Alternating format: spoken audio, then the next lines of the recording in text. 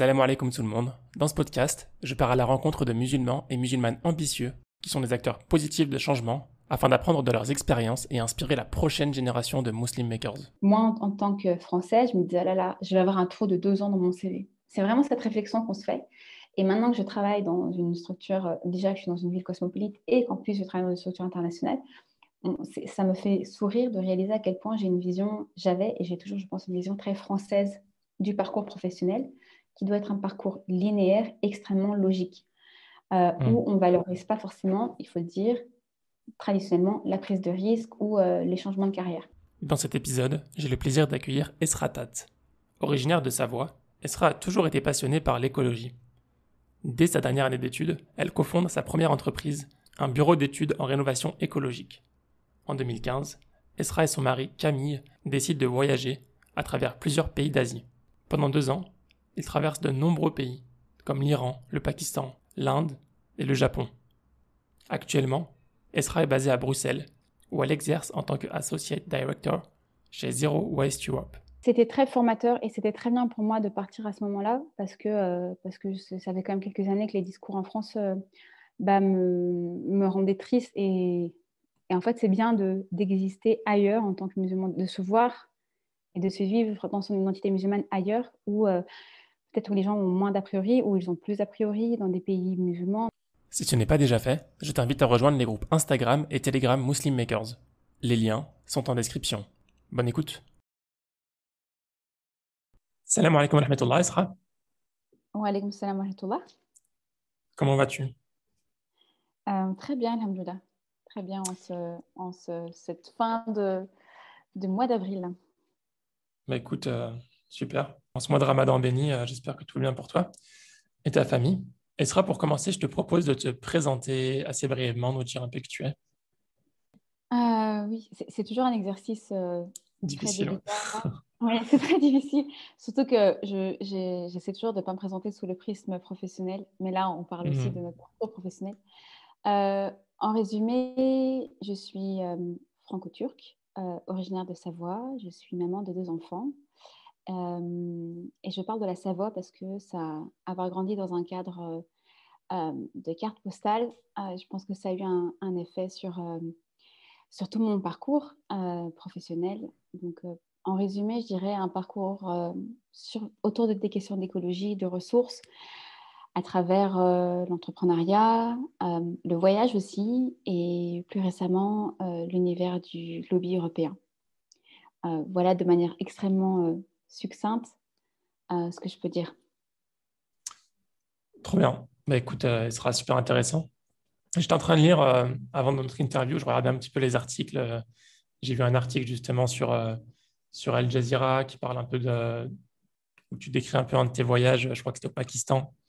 C'était super intéressant. Tu as pas mal voyagé, mais on en parlera un peu plus tard. Euh, donc actuellement, tu travailles chez Zero Waste. Ce que j'aimerais comprendre, c'est comment est-ce que tu fais pour en arriver à où tu en es aujourd'hui. Donc, est-ce que tu peux nous parler un peu de ton parcours, en commençant par ton éducation? Oui. Alors, moi, j'ai une formation en management et gestion des entreprises, donc un DUT et puis ensuite un master à Grenoble. Donc, très tourné. En fait, on a été formé pour gérer des organisations. Ensuite, on avait certaines spécialisations qui ont fait que certains allaient plus vers les RH, d'autres vers les finances, etc. Mais voilà, à la base, je suis formée pour gérer des projets et des organisations. Donc une formation assez pluridisciplinaire. Et quand je vois un peu ce qu'ont fait mes collègues de promo, je crois qu'on n'est pas trois à avoir pris la même direction professionnelle. C'est dire à quel point cette formation un peu trop polyvalente. Je dis trop parce qu'en fait, quand on sort de là, c'est pas comme être ingénieur. En fait, on peut aller dans plein de directions.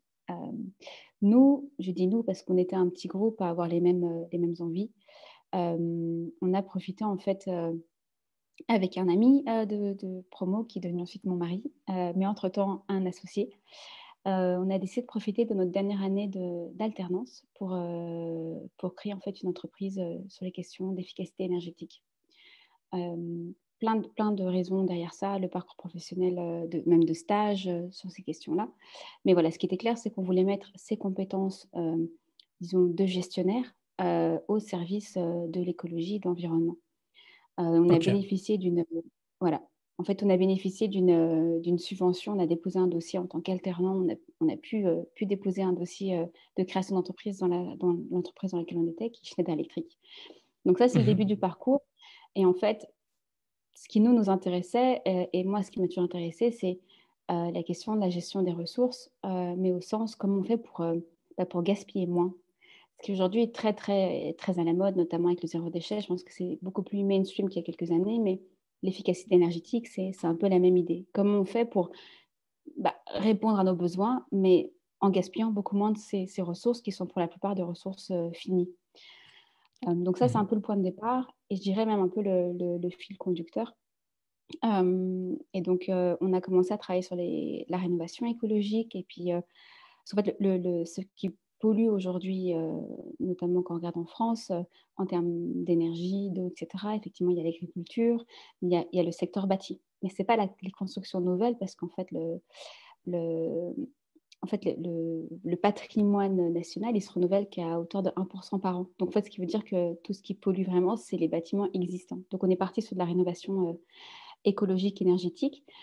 Et puis bon, là, je commençais un peu à voir les problématiques sur la gestion de l'eau, mais aussi la gestion des déchets. Donc voilà, pendant 7 ans, on a travaillé dans ce domaine-là. On était une petite équipe. Donc Mhm. mon conjoint qui était associé, on a rencontré d'autres entrepreneurs qui, eux, travaillent sur la construction écologique. On a commencé à faire des projets d'habitat groupé, etc. Et pour ceux qui connaissent l'îlot des Combes, qui est une ferme en permaculture en Bourgogne. Oui, avec Jean-Philippe, Exactement. Donc Jean-Philippe que j'ai était notre interviewé d'ailleurs. associé. Voilà. Donc Jean-Philippe D'accord.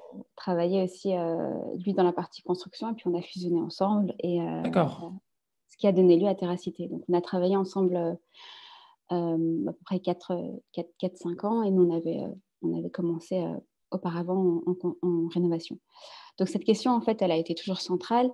Je ne sais pas si Jean-Philippe en a parlé, mais on a aussi un peu recherché du côté des modes de financement, parce que ce qui nous intéressait, c'était aussi de travailler sur une autre forme de finance. La construction, c'est très, très consommateur en fonds propres.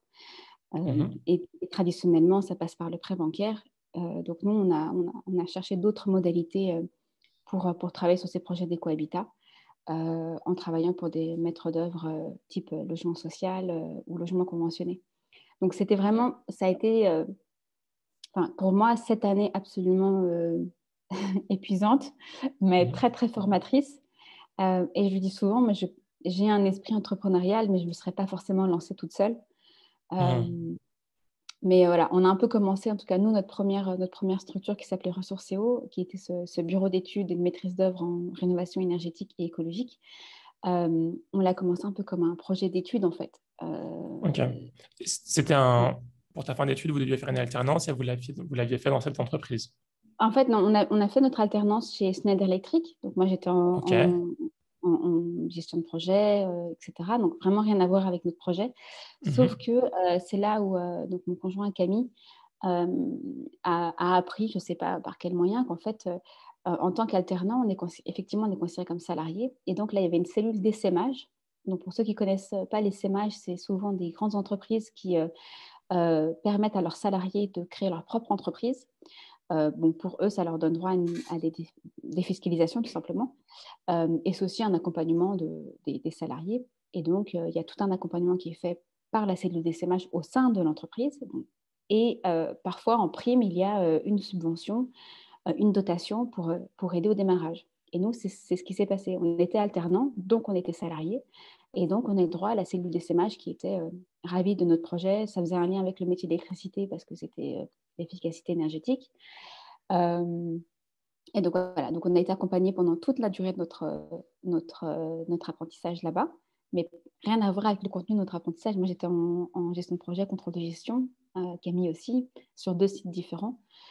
Et on a créé un bureau d'études et de maîtrise d'œuvre sur les questions d'efficacité énergétique. À Ok. la, à la fin de cet accompagnement, voilà, on a eu une dotation à l'époque de 32 000 euros. Et du coup, cet Oui. intérêt pour ce secteur, toi personnellement, ça c'était venu assez tôt dans tes études ou c'est venu un peu sur le tard Oui, alors c'est vrai que je déroulais un peu longuement le fil qui m'a ramené aux déchets aujourd'hui, mais en fait, quand je disais tout ce qui est gestion des ressources, je le disais brièvement en introduction, moi j'ai vraiment grandi dans un cadre de carte postale et aussi avec des parents qui sont très attachés à la terre. Ils Tu as sont pas grandi forcément où? C'était Grenoble, en, ça? en Savoie, non, non, dans une petite ville qui s'appelle Modane. Ok. C'est la commune frontalière avec l'Italie et c'est surtout la commune qui est au pied de piste de ski, en fait, au pied des stations. Mhm. Euh, et donc, voilà, moi, mes mercredis après-midi ou mes samedis après-midi, c'était de prendre le vélo et d'aller me balader dans le coin ou d'aller faire des randos. Et d'ailleurs, je le dis souvent un peu sur l'ironie, mais quand je suis arrivée à Grenoble pour faire mes études et que j'ai rencontré des vrais urbains, des gens qui avaient grandi à la ville, bah, je leur demandais toujours, mais vous faisiez quoi le samedi après-midi? Parce que je n'arrivais pas à imaginer qu'est-ce qu'on fait en fait quand on a grandi en ville et parfois souvent dans des quartiers très bétonnés. Et encore, Grenoble, c'est la ville entourée de montagnes. Aujourd'hui, je suis à Bruxelles, ça pose d'autres questions. Donc, d'où est venu cet intérêt? Je pense qu'il y a une grosse part d'éducation. Mes parents sont deux immigrés turcs. L'un vient de la montagne, l'autre vient de la steppe. Il y a vraiment ce goût d'être dehors. Donc, en fait, moi, mon terrain de jeu, c'était juste dehors. C'était pas un petit jardin, etc. Donc, je pense qu'il y a cet aspect-là. Il y a le cadre. Euh, et puis, euh, et puis la foi aussi, en fait. Quand j'étais enfant, moi, ce qui me rattachait beaucoup, en fait, aux cours à la mosquée turque, les cours d'arabe qu'on prenait, il y avait Mhm. une petite écriture. Alors, je vais te traduire ça très mal, mais là, on faisait nos ablutions et c'était écrit le, le gaspillage vient du diable. En gros, le gaspillage, c'est très, très mal, quoi. Et en fait, c'est un truc qui s'est imprimé en moi. Mhm. Et je me rappelle même voilà, ces premières fois où l'imam nous disait, oui, même si vous faites vos ablutions dans une rivière, il faut économiser l'eau, etc. Je pense que ça s'est un peu imprimé, mais de manière très positive, parce que je voyais pas la peur de gaspiller, mais de me dire, bah voilà, c'est des choses, voilà, c'est un dépôt divin, c'est une amana, il faut qu'on en prenne soin. Donc je pense qu'il y a eu ce mix-là. Euh, et je pense que les amis aussi que j'ai eu par la suite, on s'est tous toujours retrouvés autour de la nature, de faire des choses dans la nature, d'aller camper, etc. Mhm. Donc ça a été très fort. Et ensuite, pourquoi l'efficacité énergétique et ensuite ce type de ressources-là? Disons que mon approche de l'écologie, et je pense que c'est l'approche de l'écologie de beaucoup de personnes, c'est d'avoir un confort de vie qui soit agréable, on va dire, en lien avec nos besoins d'aujourd'hui, sans être dans la consommation à outrance. Mais en fait, on se rend compte qu'aujourd'hui, même nos besoins qui semblent, voilà, quand tu vis chez toi, tu allumes tes lumières, tu éteins, tu utilises ton four, etc., tu n'as pas l'impression en fait de gaspiller. Et en fait, par le design même des choses qui nous entourent, il y a une mauvaise utilisation des ressources. On entend beaucoup de l'obsolescence programmée. Il faut se dire qu'aujourd'hui, même les bâtiments eux-mêmes ont une forme d'obsolescence programmée. C'est-à-dire qu'aujourd'hui, on fait des bâtiments qui sont faits pour être pas là pendant 200, 300, 400 ans. On sait qu'ils vont être détruits, etc. Euh, et en fait, ça, c'est quelque chose qui m'avait beaucoup interpellée. Alors, j'avais fait un stage juste avant mon alternance chez un bailleur social et il se questionnait beaucoup sur comment faire du bâtiment qui soit pérenne, durable et qui soit à faible charge pour les locataires. Et c'est là un peu, j'avais Mhm. un peu découvert cette notion, c'est qu'en fait, le coût d'usage d'un bâtiment, il est vraiment conséquent. Et en plus, quand tu travailles sur un public social, tu as vraiment cette conscience qu'il faut que la facture d'électricité soit très basse et ce n'est pas forcément lié au comportement de consommation. Donc voilà, après, je m'intéresse à d'autres questions comme l'agriculture, etc. Enfin, vraiment tout ce qui nous entoure dans nos modes de vie. Et je pense que c'est un peu l'opportunité qui a fait qu'on arrivait chez Schneider Electric. Électricité, on a été très sensibilisé à l'efficacité énergétique. C'était au début, on parlait du Grenelle de l'environnement. Il y avait des prêts à taux zéro qui se mettaient en place sur la rénovation. Voilà, il y a pas mal de petites choses. Et puis bon, moi, j'ai grandi avec un père maçon. Donc l'univers du bâtiment, du chantier, j'ai un peu grandi dedans. Donc ça me paraissait pas totalement voilà, loin. Donc, mais voilà, ça a été quand même un peu l'opportunité. Et je pense que la problématique de l'eau m'intéresse beaucoup. J'aurais pu, si j'avais fait un autre parcours, aller sur cette question-là aussi. Euh, Ok. donc voilà comment on en est arrivé là. Ok, donc une expérience de 7 ans, c'est assez conséquent. Tu Ouais. m'as dit d'entrepreneuriat, en commençant par Ressourcéo, puis vous avez changé le nom, c'était une autre entreprise, tu as dit? En fait, on a fusionné. On Mhm. a fusionné parce que nous, on avait notre structure, on faisait de la rénovation. Et puis, bon, bah, Jean-Philippe, lui, faisait de la construction. Donc, on a Mhm. fusionné et puis on a mis tout ça sous le même chapeau Terracité. Et puis, on allait quand même un peu plus loin parce que l'idée, c'était vraiment de faire aussi de l'expérimentation sur des nouveaux modèles économiques, même pour faire de l'habitat euh, participatif, abordable. Mhm. Parce que voilà, au fur et à mesure, moi j'avais cette fibre un peu logement social parce que j'avais fait un stage et que je connais très bien la problématique du logement social. Et puis voilà, à un moment donné, on se rend compte que si on veut faire du bâtiment écologique, il faut peut-être aussi revoir les modèles économiques pour le faire parce qu'autrement, on n'arrive pas vraiment à diminuer les coûts. C'est pour ça qu'on a fait tout un travail sur le prix du foncier, sur même les modes de financement hors prêt, etc. Mais bon, Ok, ça a été beaucoup d'expérimentation. Et puis, je le dis souvent, le problème de l'expérimentation, c'est que ce n'est pas forcément rentable parce que chaque nouveau projet est un nouveau projet avec ses difficultés. Mhm. Et donc, voilà. Donc, d'un moment, on s'est retrouvé face à des difficultés financières importantes, mais euh, je veux dire pas euh, qui étaient assez en lien avec le fait qu'on avait à chaque fois innové, mais qu'on n'avait pas forcément un modèle ultra réplicable, en fait, tout simplement. oui, Et puis, il y a un truc aussi contextuel. Je sais que quand on n'est pas dans le milieu, qu'on ne travaille pas sur l'écologie, on ne se rend pas compte, mais il y a eu, quand les Verts ont quitté le gouvernement, quand on a un peu détricoté le Grenelle de l'environnement, du jour au lendemain, en fait, tout le discours sur, je ne sais pas si toi tu t'en rappelles, mais sur pas trop, non. l'efficacité Non. énergétique, voilà, même Mhm. l'ADEME faisait des publicités à la télé sur voilà, faites rénover, l'isolation, etc. Et du jour au lendemain, en fait, ça s'est arrêté net. Les changements de priorité dans les communes, et donc changement de priorité sur nos projets à nous. Ok, Donc, du jour au lendemain, c'était déjà difficile de convaincre, mais là, ça devenait absolument impossible. Et nous, on était une petite structure de maximum, on a été une vingtaine de personnes, mais d'une dizaine de Mhm. personnes. C'est bizarre parce que j'ai Voilà, toujours pensé que enfin, ça a toujours été en croissance, l'écologie, depuis 15 ans. ça l'est. En fait, je pense que si on regarde la courbe, effectivement, sur, on va dire, 20 ans, il y a une progression, mais il y a eu une vraie chute entre 2008 et puis 2012, en fait, au moment des deux crises, en fait. Ok, Comme on dit, quand le bâtiment va, tout va. Effectivement, mais en fait, à un moment donné, les maîtres d'ouvrage, donc par exemple ceux qui faisaient du logement social type bailleurs sociaux, bah, entre faire construire écolo, performant et faire construire au minimum de la réglementation, et bah, c'était le deuxième choix qui était favorisé. Et ça, c'était pas du tout ce que nous on faisait. Donc, oui. voilà. C'est une vision un peu court-termiste, mais voilà. En tout cas, nous, ça a été. Il y a beaucoup de choses qu'on a appris, qu'on a partagées. Aujourd'hui, il y a des structures qui continuent à faire le même type de projet, peut-être moins grand ou dans d'autres régions. Donc Mhm. non, non, ça se poursuit. En tout cas, nous, à un moment donné, on s'est dit, il faut qu'on arrête. Et c'était en ce qui nous concerne en début 2014.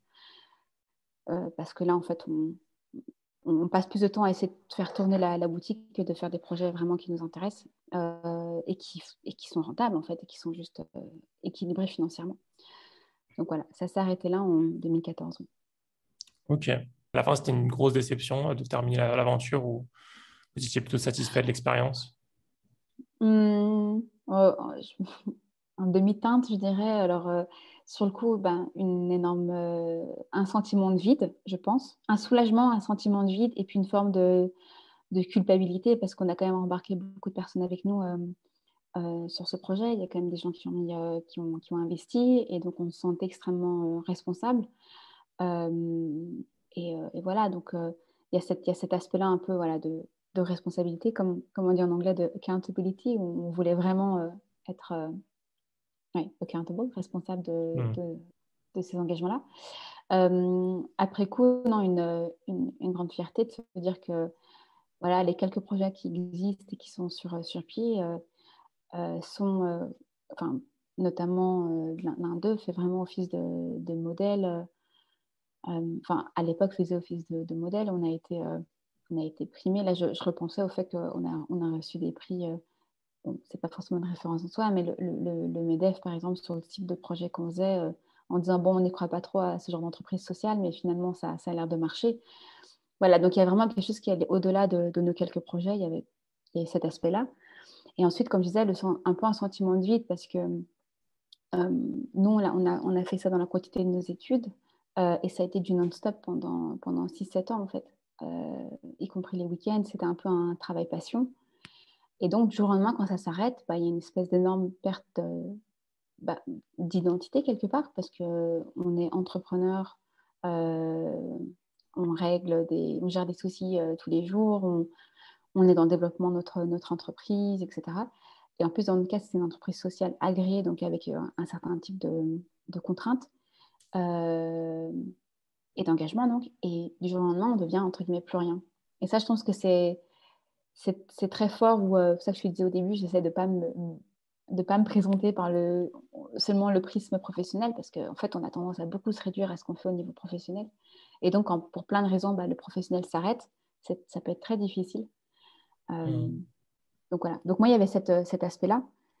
Euh, et donc c'est pour ça qu'il y a eu une espèce de période de flottement après, enfin, très courte période de flottement où on était basé en Rhône-Alpes, on est parti, on est monté à Paris, comme on dit. Moi, je suis allée faire une formation sur d'autres sujets qui m'intéressaient, Camille pareil. Et puis, entre-temps, j'ai monté une association avec 3 autres femmes qui s'appelle WeTalk, qui s'appelait, ce qu'on a arrêté à peu près 1 an et demi, 2 ans maintenant, donc c'était en 2014 aussi, Mhm. ou un peu partant du fait que, voilà, en fait, il y a d'autres modèles de réussite. Qu'est-ce que ça veut dire réussir quand on est femme? Et puis, elles sont toutes ces femmes différentes qui font des choses hyper chouettes qu'on ne voit pas forcément. Donc, il y avait toute une réflexion parce que moi, j'ai commencé, enfin, je suis née en fin d'année, donc on a monté notre première entreprise. J'allais avoir 23 ans, j'avais 22 ans.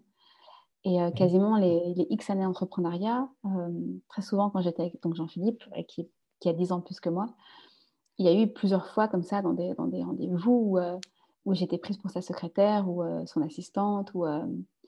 Et voilà, il y a toute cette dimension aussi d'être jeune, femme, entrepreneur, tout le sexisme qu'il peut avoir. Et là, je parle d'un milieu en plus très, très masculin, j'allais dire vieux, mais plus âgé, dans le monde de la construction, de l'immobilier, etc.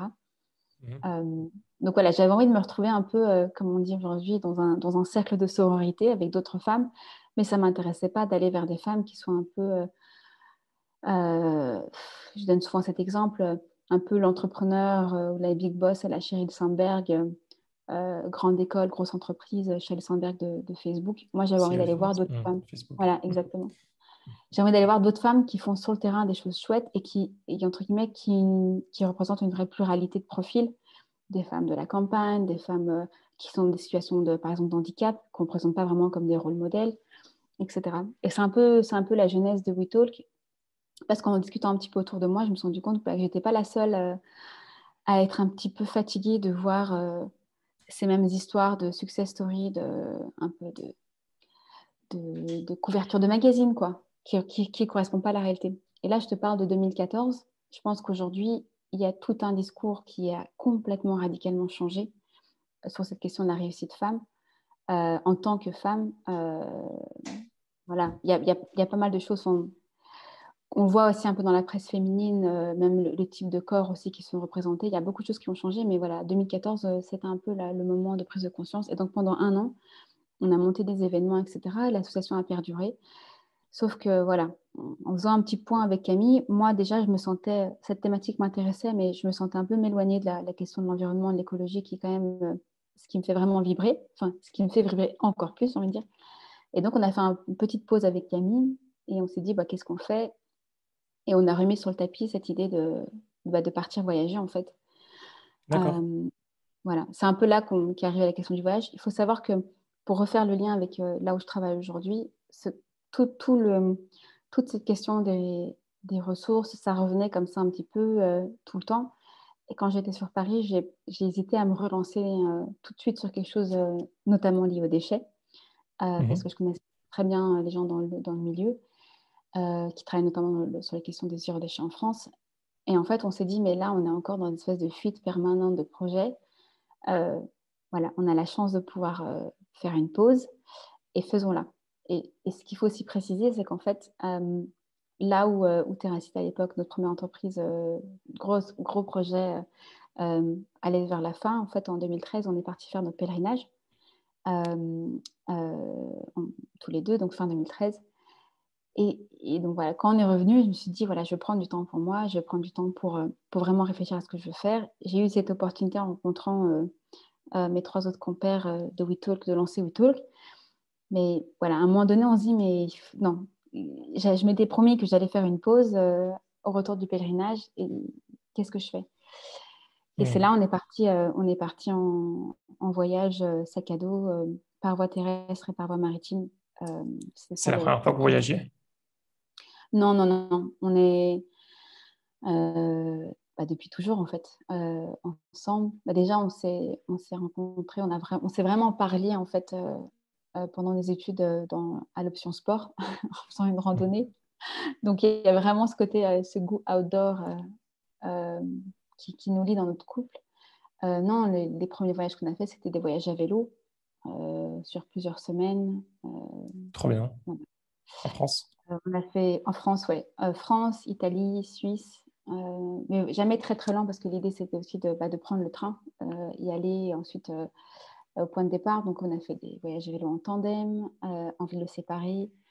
Et puis on a voyagé, moi je suis d'origine turque, donc on est allé en Turquie pas mal, mais aussi en Mongolie, l'année de notre mariage. Donc il y a quand même, on Sur les savait qu'on steppes? avait. Oui, exactement. Et d'ailleurs, Step avec l'idée de voir les premières traces des peuples turcs qui se trouvent en Mongolie, en fait. Donc, voilà, donc il y avait ça, là, on était parti à cheval, parce que bon, le vélo en Mongolie, je sais qu'il y en a qui le font, mais c'est extrêmement courageux. Mais voilà, en tout cas, nous, quand on est parti en 2015, donc on est resté à peu près une année sur Paris, puis début 2015, on est parti. Je précise qu'en fait, moi, je ne serais probablement pas partie, je me serais encore engagée dans 1, 2, 3 autres, 4, 5 autres projets. Mais c'est vraiment Camille qui a su dire là, vraiment stop, parce qu'en fait, c'est quelque chose, c'est soit on le fait maintenant, soit on le fait plus tard, mais dans d'autres conditions. Et maintenant qu'on est parents, je sais qu'on va repartir voyager, Inch'Allah, mais ce sera très, très différent. Là, on est parti, sac à dos, avec une seule direction, l'Est. On n'avait pas le projet de faire le tour du monde, on n'avait pas une liste de pays fantasmés. Moi, je voulais beaucoup aller en Asie centrale, dans tous les stands, et Camille n'était pas contre. Et donc voilà, c'est un peu comme ça. Lui, je pense qu'il était plus attiré par l'Amérique latine, moi beaucoup moins. Et puis en termes de saison, vu qu'on est parti en février, ça se prêtait plus de partir vers l'Asie centrale. Donc voilà, Ok. deux années, comme tout voyage, assez incroyable. Deux années de voyage, d'accord. 2 années, oui. Ouais. Encore, après, c'est que moi, quand je suis partie, je ne disais pas plus d'un an parce que j'avais un certain nombre de craintes, voilà, professionnellement. Déjà de se dire, voilà, tu disparais pendant 2 ans, tout ton réseau part avec. Enfin, c'était assez. Aujourd'hui, ça me fait sourire quand je pense à ces considérations que j'avais.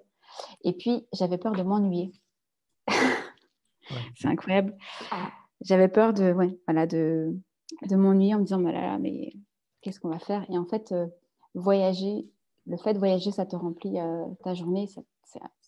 Voilà. Puis nous, on est parti avec l'idée d'être chez l'habitant en couchsurfing ou dans notre tente qu'on a acheté en cours de route.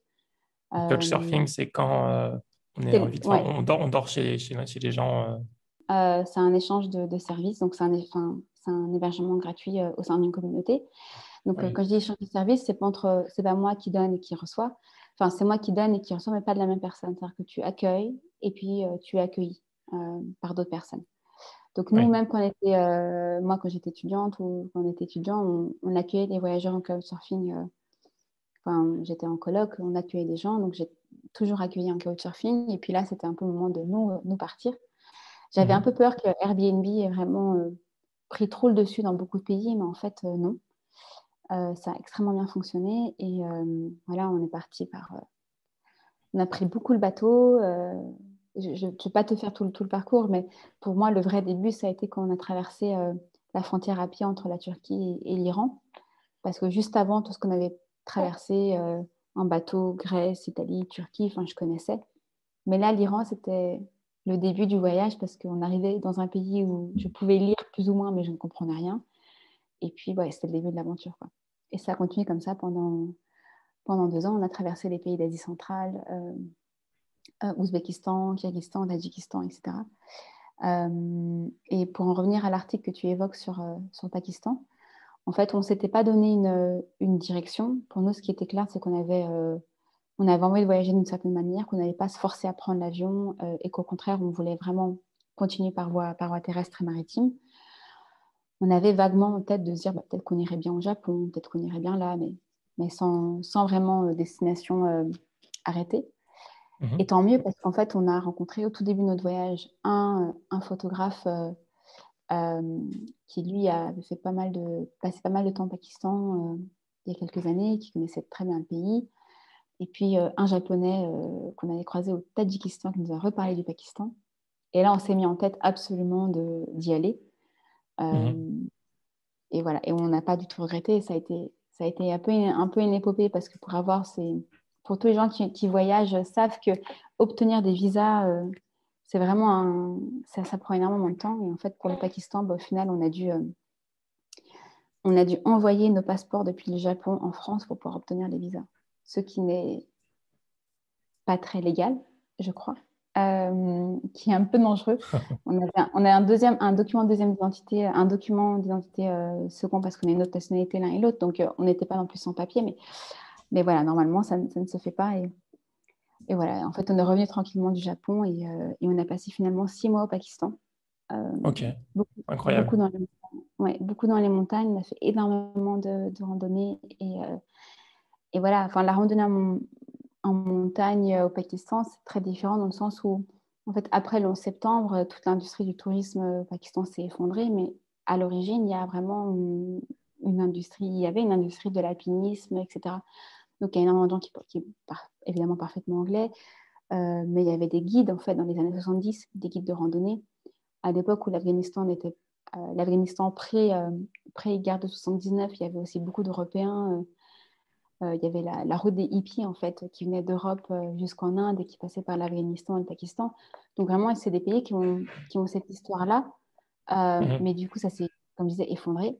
Sauf que ces gens-là continuent à vivre dans les montagnes. Donc, il y a plein de chemins. Il y a énormément de paysages. Enfin, il y a plus de... j'ai plus le chiffre en tête, mais le nombre de sommets à plus de 4000, 5000, 6000 mètres d'altitude, c'est quand même incroyable. Enfin, le deuxième plus haut sommet au monde est au Pakistan, en fait. Ouais. Il y a l'Everest voilà. Il y a l'Everest qui est au Népal et puis il y a le K2 qui est là. Donc, c'est assez... Mais beaucoup voilà, de gens c'est viennent assez... pour l'alpinisme. Enfin, en tout cas, c'est Bah, souvent des professionnels surtout, mais enfin, des gens qui connaissent, quoi. Pas trop, peut-être moins de tourisme. ouais, il y a très très peu de touristes, j'ai envie de dire, backpackers, en fait. Tout simplement parce qu'en fait, c'est assez difficile d'accès. Nous, on a quand même dû avoir une lettre d'invitation d'un Pakistanais pour pouvoir y aller. Et c'est vrai que, dire, faut connaître quelqu'un qui vit là-bas, en fait, qui vit au Pakistan. Et nous, en fait, c'est jusqu'au... Vraiment, c'est un peu les histoires de fou de voyage, mais quand on était au Kyrgyzstan, on a été en couchsurfing chez un Singapourien qui, en fait, qui à l'époque travaillait au Japon.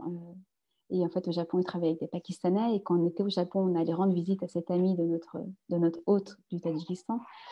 Et en fait, on est resté en contact avec lui. Et quand on a voulu aller au Pakistan, c'est lui qui nous a aidés avec une lettre d'invitation avec sa famille au Pakistan. Enfin, vraiment, des Trop trucs bien. absolument lunaires. C'est comme quand on a voulu aller en Russie, on a dû avoir une lettre d'invitation, puis que quelqu'un qu'on ne connaissait pas en Russie nous envoyait via notre hôte, Couchsurfing, qui a fait un appel sur les réseaux sociaux. Enfin, donc, il y a vraiment, c'est assez incroyable. Et voilà, du coup, le Pakistan, aujourd'hui, c'est un peu plus facile d'accès, mais à l'époque, ça l'était. Bon, là, ça c'est un peu les choses sont un peu redevenues difficiles depuis quelques semaines, mais n'empêche que c'est un pays qui est pas plus dangereux qu'ailleurs, dans le sens où c'est immense.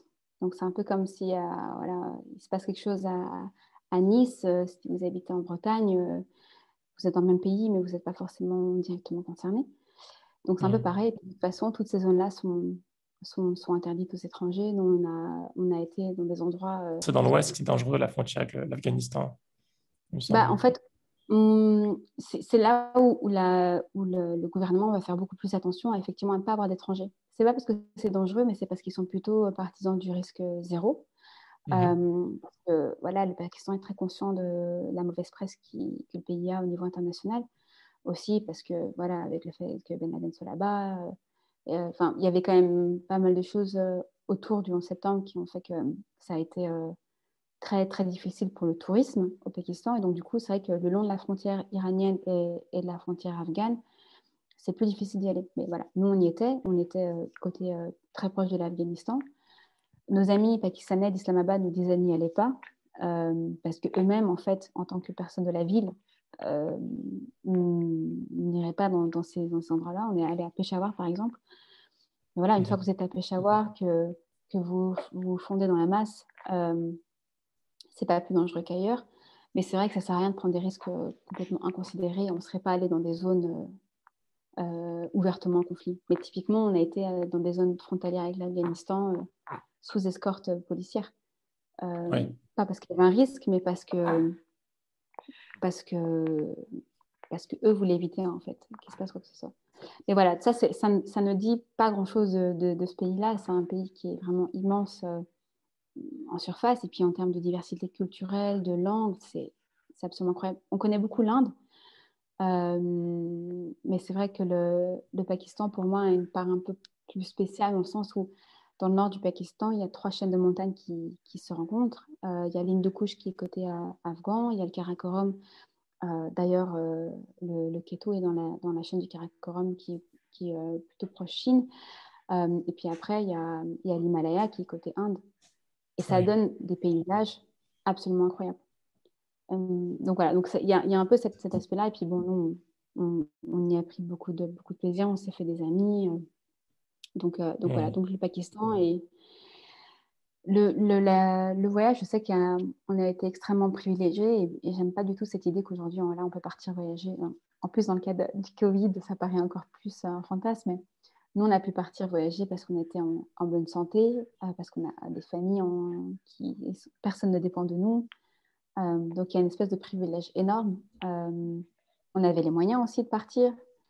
En tout cas, la manière avec laquelle nous, on a voyagé, on était sur un budget extrêmement limité d'ailleurs. Comme je te disais, au début, on était parti pour 1 an, puis finalement, on a décidé de partir 2 ans.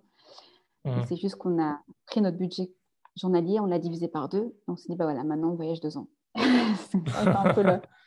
Il y a des pays comme le Japon, tout ça, qui sont beaucoup plus chers que, ah oui, par absolument. exemple, l'Asie, Mais certains pays d'Asie. Oui, en tout cas, le Japon, on y est resté 3 mois. On est resté 1 mois et demi dans une famille. On s'occupait un peu de la maison et du jardin. Et puis ensuite, on a beaucoup fait ce qu'on appelle de camping sauvage, quoi. On mettait nos sacs de couchage un peu sur des plateformes d'observation dans la ville, en fait. Donc, on a fait pas mal de camping sauvage comme ça. Dans la Mais ville? dans tous les pays. Ouais, dans la ville, ouais. Alors, quand on dit ville, Japon, les gens pensent à Tokyo. Mais en fait, donc, dans des grosses villes comme ça, on a souvent fait du couchsurfing. Et sinon, le reste des endroits, en fait, on a dormi sur la plage.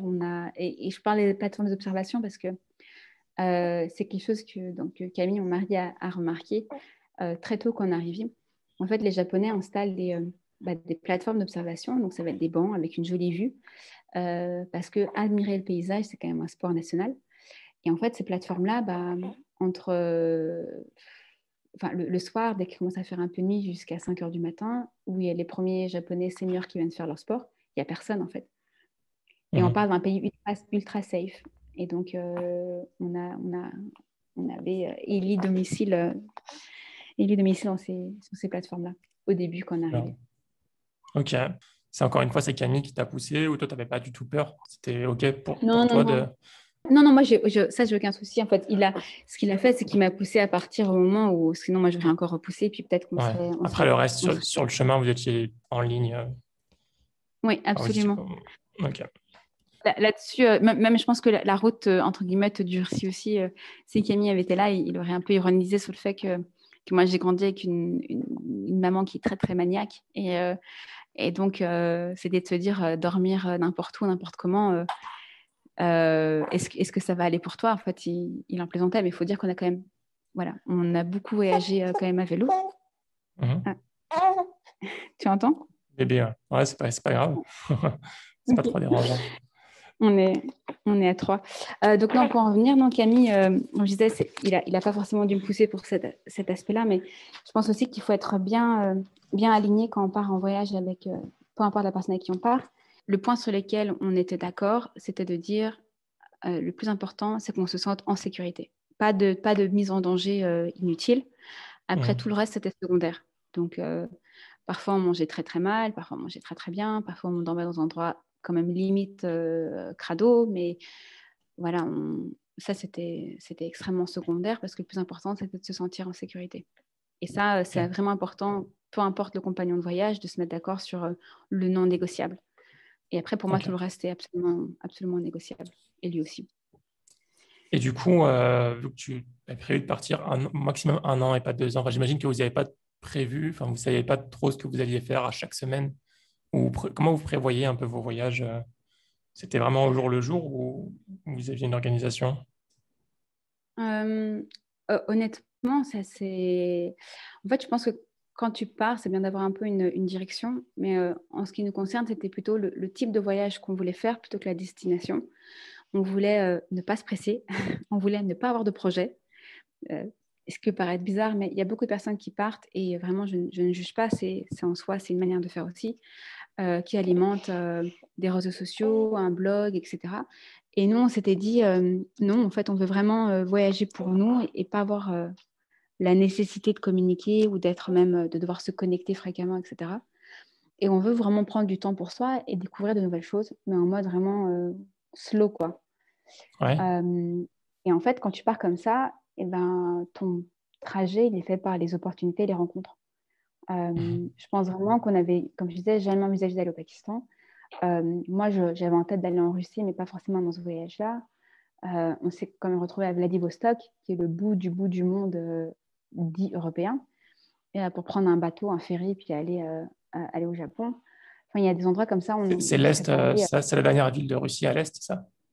Ouais, tout à fait. Ouais, c'est Mhm. l'extrême est russe. Ok.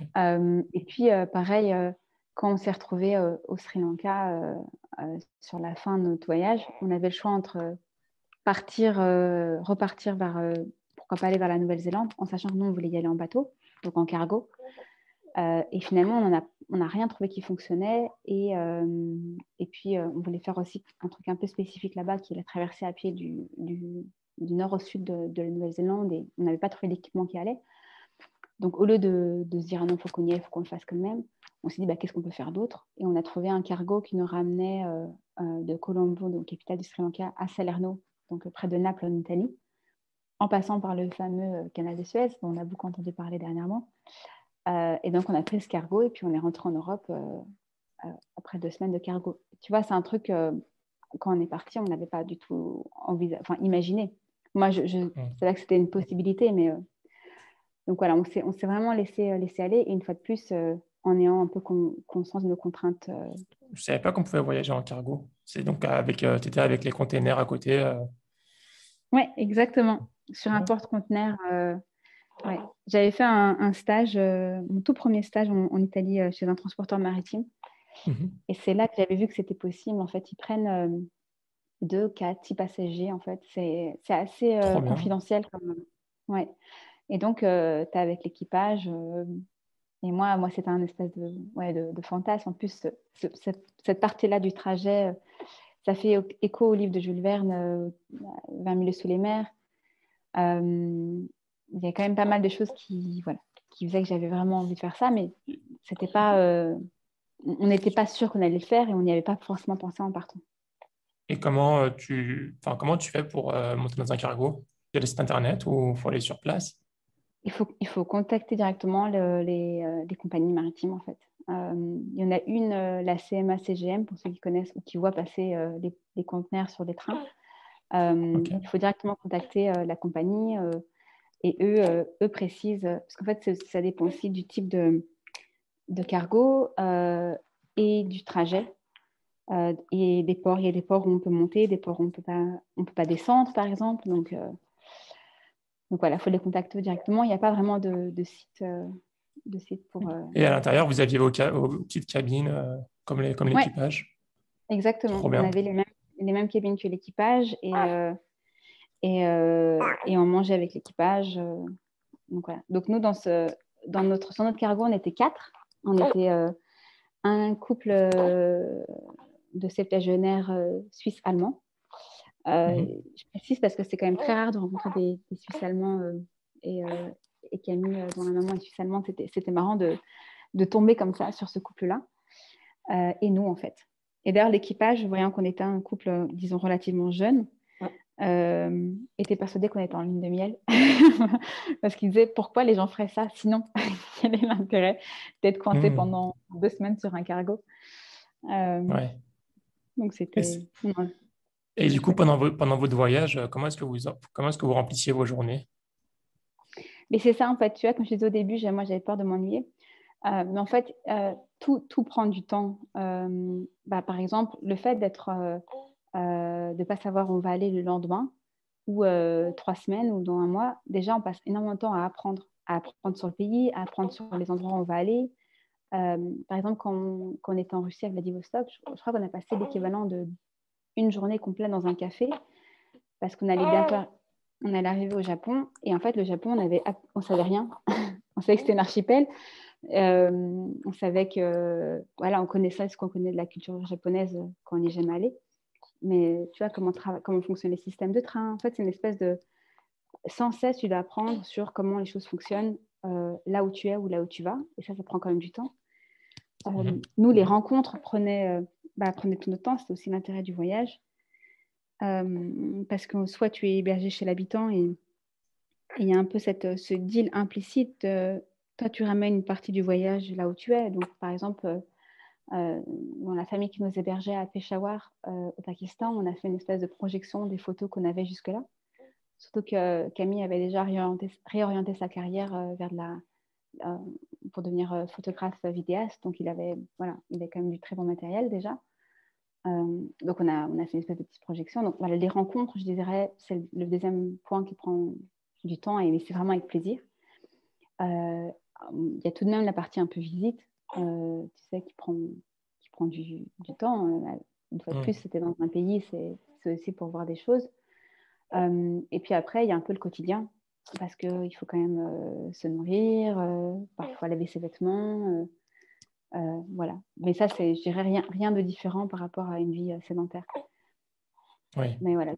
Mais en tout cas, la partie classiquement, ce serait ça. Et puis après, nous, comme tu disais, on a fait beaucoup de randonnées, beaucoup de marches. Donc ça a aussi pris...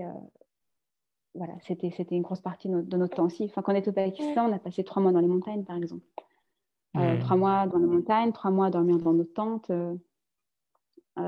qui était tellement petite qu'on l'avait surnommée la Parisienne. Elle était vraiment, vraiment toute petite.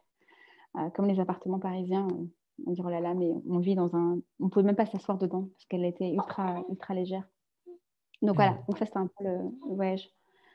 Et puis, Ok. voilà, tu lis, tu écris. Mais aussi, enfin, on s'est aussi retrouvé dans beaucoup de pays où les gens n'avaient moins l'habitude de voir des voyageurs. Enfin, tu vois, par exemple, on n'est pas allé dans le parcours un peu plus classique de l'Asie du Sud-Est.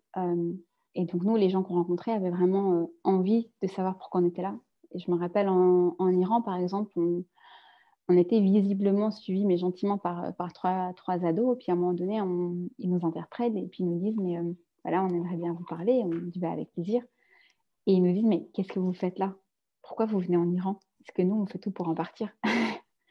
Et du coup, c'est Mhm. intéressant. Tu vas prendre un café avec ces gens-là, tu papotes et puis tu as une autre perspective du pays. Et eux, ils ont une autre perspective de toi aussi. Oui. Ok. Et par rapport justement à ça, vous avez fait des pays qui s'entendent pas très bien. Enfin, avec les passeports, ça n'a pas été compliqué de voyager entre des pays, genre je pense l'Iran, Pakistan. Je crois pas que tu peux aller au Pakistan avec un tampon iranien et vice-versa, non? Iran-Pakistan, ça va. nous, on avait deux passeports, du même passeport de passeport. On avait un passeport grand voyageur, ce qui est possible. Tu peux avoir deux passeports qui se terminent à la même date pour des raisons professionnelles ou s'il ne te reste plus qu'une page, par exemple, sur ton autre passeport. Donc, nous, on avait cette facilité-là. Mais ce n'est pas les visas pendant ce voyage-là qui ont été problématiques. On a eu beaucoup de soucis avec la Chine pour rentrer en Chine à cause de nos visas jordaniens pour Camille, enfin jordaniens et les visas du pèlerinage. Arabie Saoudite, voilà, surtout que pour ceux qui sont déjà allés en Arabie Saoudite, en tout cas nous à l'époque, c'est 3-4 pages de papier et de photos. Donc en fait, quand tu ouvres le passeport, tu ne peux pas rater ce visa-là. Donc là, on a surtout des... Mais c'est rien de légal. Hein. Enfin, la Chine n'interdit pas en fait d'aller en Arabie Saoudite. C'est juste qu'on est tombé sur un officier qui avait ses propres idées. Et d'ailleurs, on n'a pas pu déposer notre demande de visa pour la Chine du fait de ma binationalité turque, parce que, notamment en raison de ce qui se passe avec les Ouïghours, on m'a fait comprendre que j'étais persona non grata, en fait, avec tout un discours délirant sur le gouvernement turc et puis les musulmans. donc voilà, ça dépend un peu les pays dans lesquels tu vas, mais bon, de la même manière, on était à la frontière afghane au Tadjikistan et il y a beaucoup de checkpoints. Donc, on vérifie juste ton passeport, qui tu es, d'où tu viens. Et là aussi, l'officier nous avait demandé si on n'était pas des terroristes. Parce qu'on avait un visa saoudien. Donc, mais bon, il y a quelques anecdotes un peu comme ça, drôles. Voilà, ou même en Iran, les gens ne réagissent pas forcément très positivement. Au Pakistan aussi. Enfin, c'est assez... Est-ce que vous êtes un terroriste? C'est la question, vraiment. C'est un peu Ouais, comme c'est quand tu vas vraiment... aux États-Unis et te la poses aussi cette question. Ouais, mais ce qui est très très drôle, c'est quand on te pose cette question dans des endroits du monde où, par exemple en Europe, si tu pars de la frontière afghano-tadjik, tu vois, tu dis Afghanistan, les gens ont une image très très arrêtée. Et c'est drôle qu'on te pose la question dans des pays qui eux-mêmes ont cette image-là en dehors de leur frontière. Quand au Pakistan, à Peshawar, on te pose des questions parce que tu es visiblement musulman et pratiquant, tu as envie de leur dire, mais vous êtes à Peshawar, vous êtes à 1 heure de Kaboul. Enfin, Allô, quoi. Ouais, si vous avez des idées, mais vous comprenez pourquoi en Occident, les gens ont des fantasmes sur vos pays, quoi. C'est assez incroyable. Donc, bon, on a eu aucune expérience mauvaise, j'ai envie de dire, du fait d'être musulman ou de ces visas-là, de ces temporaires de passeport. Mais voilà, ça interpelle quand même. Ça interpelle beaucoup les gens, notamment dans les pays, on va dire, de majorité musulmane. Et vous avez rencontré beaucoup de musulmans dans votre voyage? De voyageurs musulmans, tu veux dire? De personnes dans vos rencontres, vous avez De rencontré par les beaucoup? pays, oui. Oui. Alors, déjà dans les pays où on allait, oui. Typiquement, comme du Pakistan, mais en Inde aussi, par exemple, mon fils se réveille. En Inde, une partie du nord de l'Inde, où il y a une grosse population indienne musulmane. En Iran aussi, et puis après Vous avez fait l'Inde aussi, du coup. Ouais, on est allé juste après le Pakistan, on a réussi à avoir notre visa indien. C'est compliqué, ça. Ouais, déjà, on l'avait pas eu en fait la première fois parce qu'on avait le tampon. En fait, on avait la durée minimum qui ne nous permettait pas d'y arriver. En fait, il ne nous avait pas donné le visa qu'on voulait, mais il ne nous l'avait pas refusé, mais il ne nous l'avait pas donné exactement ce qu'on voulait. Et donc oui, la deuxième fois, on a pu l'avoir directement dans la demande au Pakistan. Après un interrogatoire, somme toute assez drôle, parce qu'il voulait vraiment vérifier qu'est-ce qu'on avait fait pendant 6 mois au Pakistan, en fait. Donc on nous demandait les durées de trajet et même le coût, en fait, en disant oui, mais si vous voulez aller de Skardu à Gilgit, vous avez pris quel moyen de transport, combien ça vous a coûté, vraiment pour vérifier qu'on avait vraiment voyagé dans le pays. Mais voilà, en tout cas, il y a eu ces quelques pays-là où il y a des poches, entre guillemets, de population. Et puis, bon, aussi au Kyrgyzstan. Au Kyrgyzstan, ils étaient en train de reconstruire la mosquée de Bishkek, donc la capitale. certains de nos hôtes aussi sur Couchsurfing. En tant que musulman, ce voyage, c'était assez difficile ou comment ça t'aide de voyager en tant que musulman? C'était très formateur et c'était très bien pour moi de partir à ce moment-là parce que ça fait quand même quelques années que les discours en France me rendaient triste et en fait c'est bien d'exister ailleurs en tant que musulman, de se voir et de se vivre dans son identité musulmane ailleurs où peut-être où les gens ont moins d'a priori, où ils ont plus d'a priori dans des pays musulmans. Donc, tu vois, typiquement, il y a des pays dans lesquels, parce qu'on venait d'Occident, on nous proposait des choses délirantes dans certains milieux parce qu'on était européens, en fait. Et les gens ne pouvaient pas s'estimer, ne pouvaient pas s'imaginer que vu qu'on était musulmans européens, mais en fait, on était quand même musulmans pratiquants et qu'en fait, en Europe, tu avais aussi des gens qui étaient pratiquants. Vous êtes des gens, Donc, en fait, des choses ahurissantes, tu disais, du type. oui, on nous a proposé de l'alcool et de la drogue en Iran très très vite en fait, parce que Ok. parce qu'on était parce qu'on était européens. Mais en fait, c'est parce que mais ça, je l'ai compris beaucoup mieux. Mais il y a aussi des choses que j'ai vraiment compris, notamment par rapport euh, à la frontière afghane. Il y a beaucoup de femmes burqa en fait, parce qu'il y a une très grosse communauté pashtun. Et en fait, une fois dans les maisons, les femmes ne sont pas du tout habillées comme ça. Et même, moi, ça m'avait un peu interpellée. On était dans une maison où une des dames venait de rentrer, puis elle a enlevé son voile. Voilà. Et en fait, c'est là où tu comprends qu'il y a des choses qui sont de l'ordre social et que tu ne comprends pas forcément. Moi, voilà, je ne m'imaginais pas du tout que ces femmes-là avaient cette vie-là. En fait, tu comprends, elle t'explique que bah non, ici ça se passe comme ça, les hommes mettent des pantalons longs et des femmes mettent des burqas, et puis c'est pas forcément que tu es pratiquant ou que tu es croyant, même, c'est juste ça fait partie de l'ordre social. Et en Hmm. fait, voilà, c'est un peu naïvement, j'ai découvert d'autres manières des choses que je n'aurais pas forcément imaginées. Donc voilà, je pense que ça a été très bien. Et puis après, il y a eu des moments où je pense que typiquement en Russie, notre hôte Couchsurfing, elle a été adorable, elle nous a vraiment dépanné, on était coincés quelque part. Enfin bref, on s'est super organisé, mais elle avait juste vu une photo de nous sur notre profil. Et donc, quand elle est venue nous récupérer là où le minibus nous avait déposé, j'ai vu dans son regard qu'elle était très étonnée. Elle était étonnée en fait de dire ah mais en fait ces gens-là sont musulmans. Et on est arrivé dans la cour de leur dacha, de leur maison secondaire, avec toute la famille, les oncles, les tantes, etc. Et en fait, tu vois dans le regard des gens pendant une demi-seconde cet étonnement de ah ok d'accord. En Ah fait, bon? d'accord. Ah bon.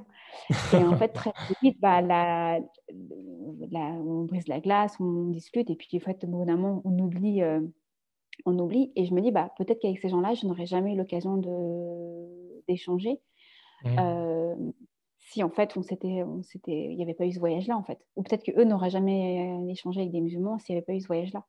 Et cela Hmm. dit, en parlant a priori, c'était des deux côtés. Il y avait le grand-père qui avait un air un peu bougon comme ça. Euh, voilà, tu te dis quelqu'un qui a l'air d'être voilà, un bon vivant, mais bon, tu t'attends pas plus que ça. Et puis en fait, on commence à discuter avec lui. Il était chercheur, astrophysicien, il travaille sur des projets de fou. Donc, tu vois, les préjugés et les a priori sont dans tous les sens. Hein. Oui. Voilà, en tout cas, ça a été. Je pense que c'est très bien de sortir de ces frontières européennes, françaises et européennes en tant que musulman pour voir, Oui. pour avoir d'autres interactions et ça fait du bien, vraiment. Moi, c'est le Japon qui m'avait beaucoup surpris, avec tous les aménagements que tu as dit qu'il y avait très très peu de musulmans là-bas, c'est vrai. Il y en a très très très peu. Mais il y a énormément d'aménagements prévus pour les musulmans pour qu'ils puissent prier. Je ne sais pas si vous êtes rendu compte ou s'il y en avait à ce moment-là. Euh, Oui, mais absolument. à Et l'époque où d'ailleurs, j'étais, pour mon stage, oui, il y avait il y a des salles de prière dans les grands malls, hyper propres, même dans les musées, ce genre de choses. Et ça m'avait bluffé. Mm. ouais, moi, ce qui m'avait beaucoup interpellée, c'était il y avait une espèce de kiosque, je crois que c'était à Kyoto.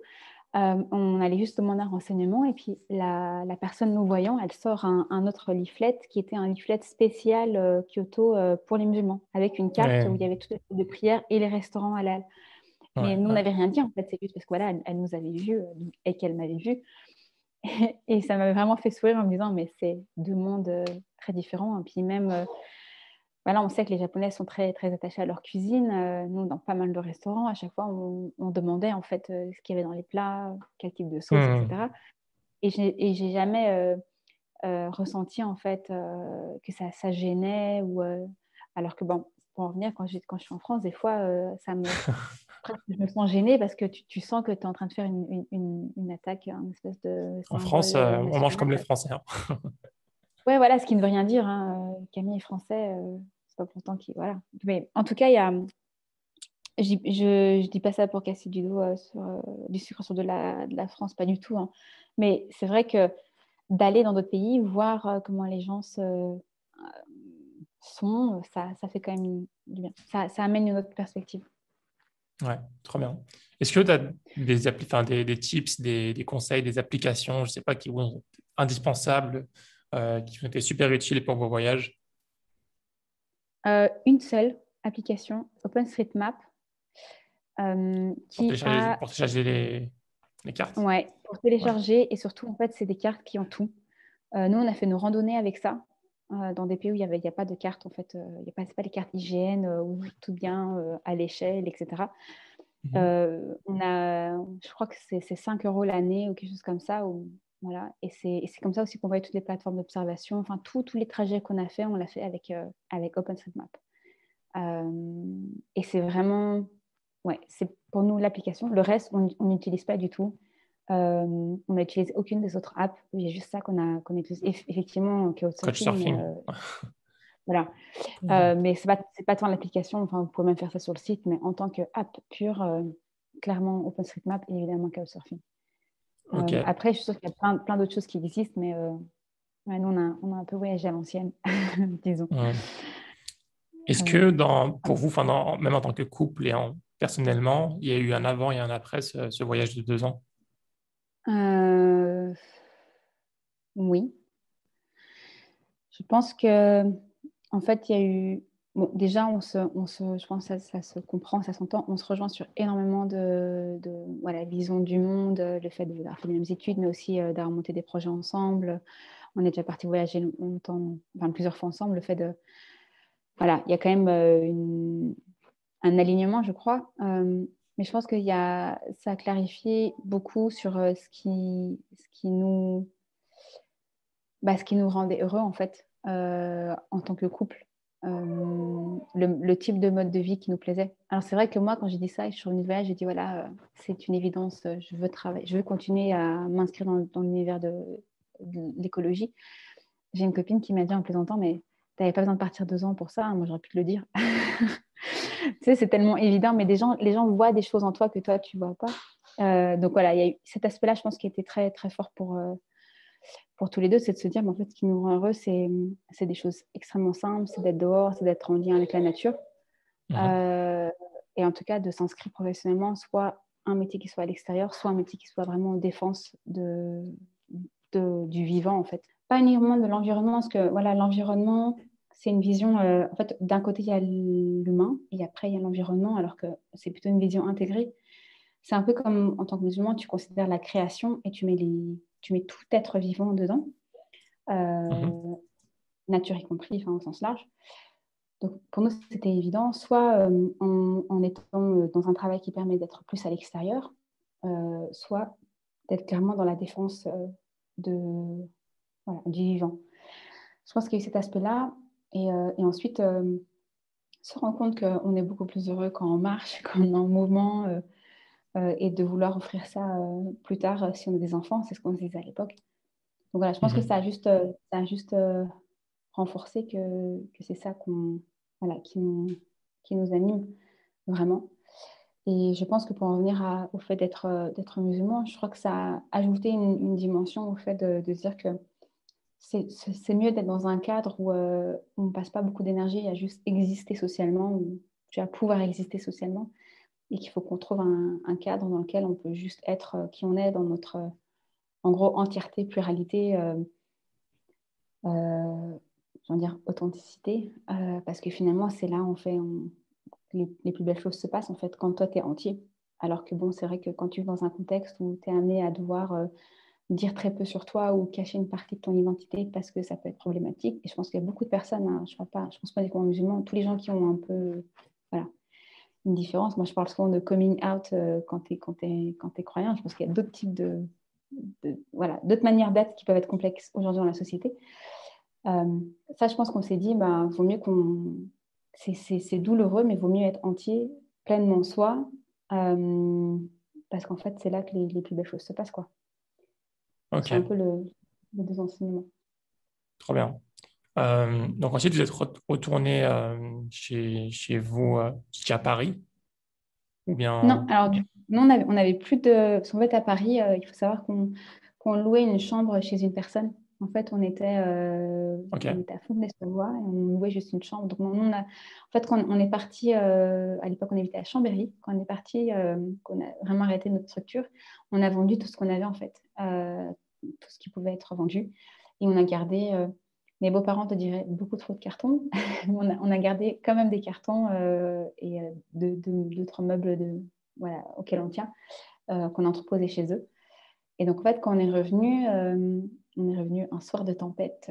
C'était assez incroyable d'ailleurs, vraiment tempête de neige en Savoie chez mes parents. Et puis, à partir de là, en fait, on s'est donné une très courte période en disant faut qu'on ne veut pas être un poids, faut qu'on se trouve quelque chose pour pouvoir remettre le pied à l'étrier. Et puis quoi, là, commence autre chose. Camille avait ses projets photo vidéo qui commençaient à démarrer. Et du coup, ton enfant est-ce qui que crie derrière. tu entends? Ouais, j'ai fermé deux portes pour toi, hein. C'est pas grave, bon, c'est Ouais. léger. En fait, je pense qu'il est dans la salle de bain qui est attenante. Donc, ça risque de C'est pas grave, c'est pas durer grave. peut-être une minute. Mais ça va pas durer très longtemps, hein. Je pense Ouais. qu'il est en train de bouger sa couche. Je crois que Hmm. c'est ça. Ouais. T'inquiète. Donc, non, en fait, ce qui s'est passé à ce moment-là, c'est que donc lui, Camille commençait à faire ses projets photo vidéo. Il est d'ailleurs reparti quelques mois après en Jordanie pour préparer un voyage photo. Et en fait, moi, avant de revenir, avant de sauter dans le cargo en fait au Sri Lanka, j'avais repris contact avec quelques personnes en France en disant voilà, je reviens. Pour moi, c'est une évidence. Je veux travailler dans le domaine des déchets. Et en fait, on en a peu parlé, mais pendant le voyage, il y a eu en plus du fil conducteur d'être en mode slow, etc., et vraiment de se laisser du temps pour découvrir, il y a eu un deuxième fil conducteur qui était pour le coup pas voulu, et ça a été le déchet ménager solide qu'on a vu partout, qu'on a vu à des altitudes vraiment improbables au Tadjikistan, au Pakistan, qu'on a vu en ville dans beaucoup d'endroits, et même d'une certaine manière, y compris au Japon. Et là, tu vas me dire, mais non, mais le Japon, c'est propre. Nous, on vivait avec une famille qu'on appelle notre famille japonaise aujourd'hui. Et en fait, on sortait des poubelles. Quand, en tant que Français, tu es habitué à sortir tes poubelles 2 fois par semaine, mais que là, il y a 7, 8, 10 tris différents et que tu sors autant de poubelles tous les jours, tu te poses des questions, en fait. C'est trié, certes, mais en fait, ce déchet-là, à la base, ne devrait même pas exister. C'est ce qu'on dit souvent dans la philosophie zéro déchet, le meilleur déchet est celui qu'on ne produit pas. Et donc, même au Japon, ça m'avait énormément interpellé la problématique du suremballage, y compris l'emballage au moment des fruits qui poussent sur l'arbre pour les protéger. Donc, ça va quand même très, très, très loin. Et comme tu sais, le Japon a une culture hygiéniste très forte. Donc, voilà. Donc, ça a été un peu le fil conducteur entre les déchets sauvages, les déchets brûlés ou le suremballage. Et Ah, les donc, 7 voilà huit que j'ai... poubelles, ça me rendait fou, moi. C'était le tri. Ça ferait une Ouais, demi-heure pour trier là-bas.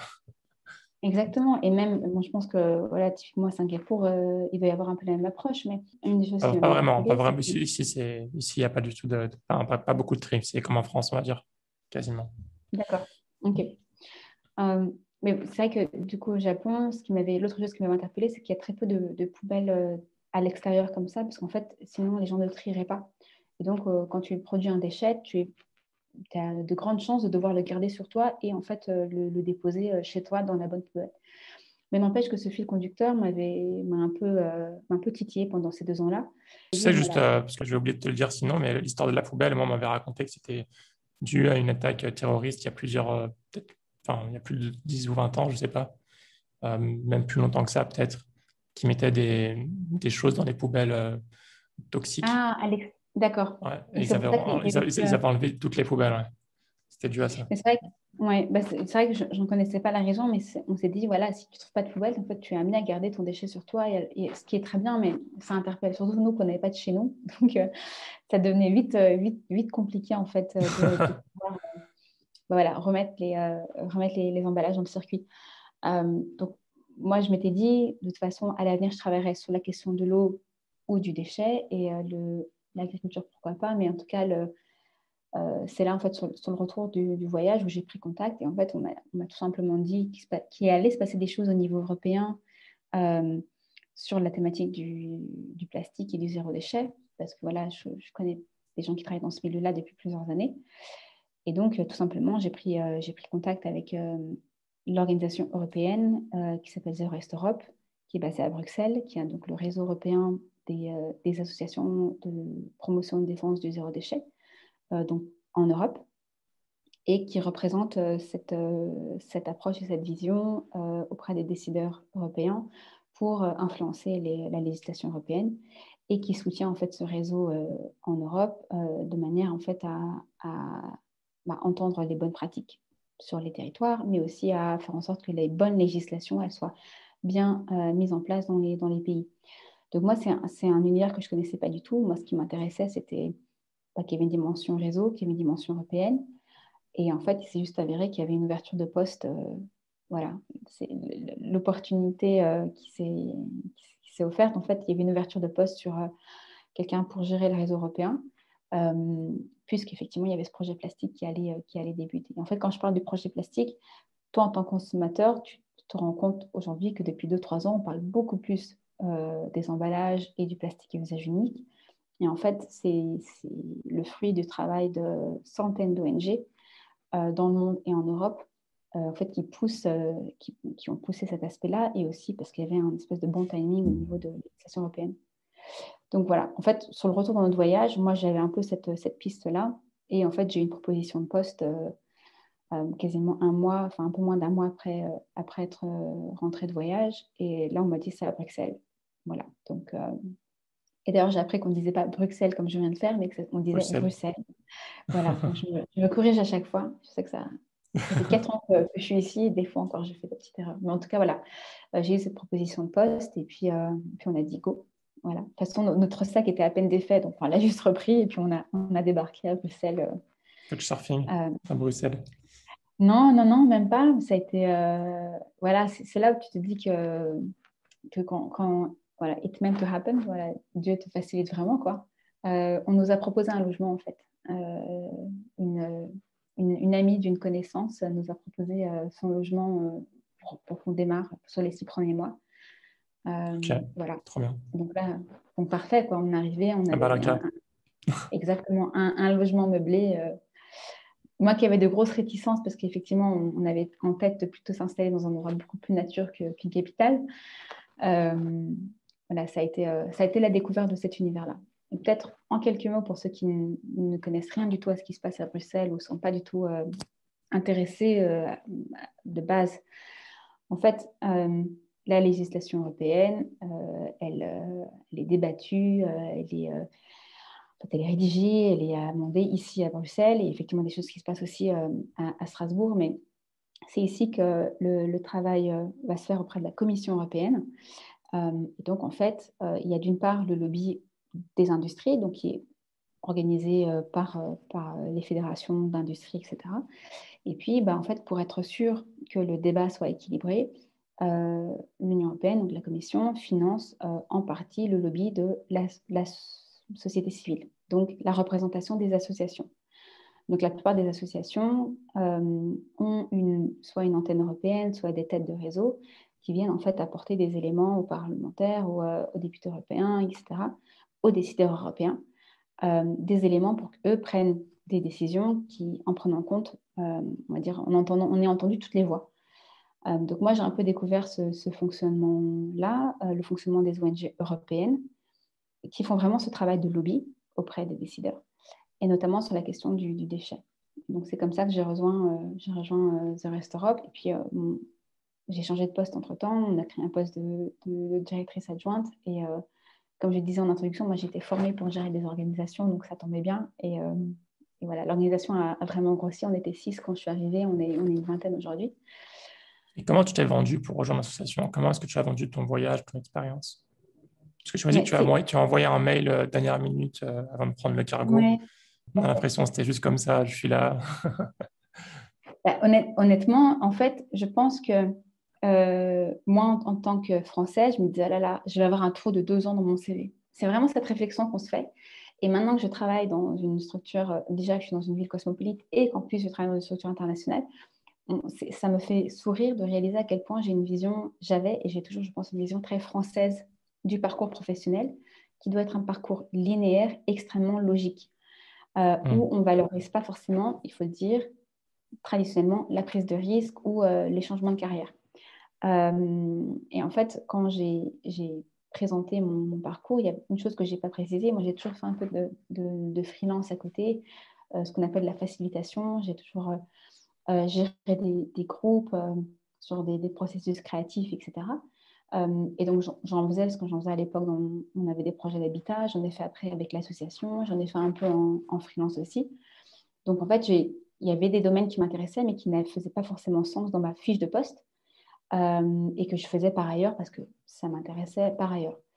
Et en fait, tout ça, en fait, en mettant dans mon CV, parce que j'ai quand même dû faire un CV, je n'avais pas fait de CV depuis mes recherches d'alternance quand j'étais étudiante, où j'ai dû trouver un peu de la cohérence. Je me suis dit, en fait, il y a des trucs qui ne sont pas cohérents, mais pas grave, quoi.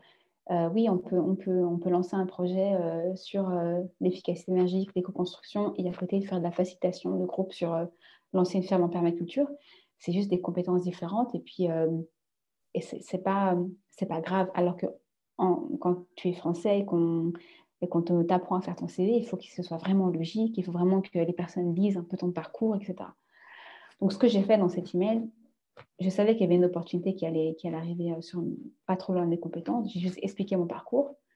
Et par rapport au voyage, en fait, ce qui jouait en ma faveur, c'est que là, euh, en tant que structure européenne, la grosse crainte, en fait, c'est d'avoir une vision un peu ethnocentrée Europe de l'Ouest.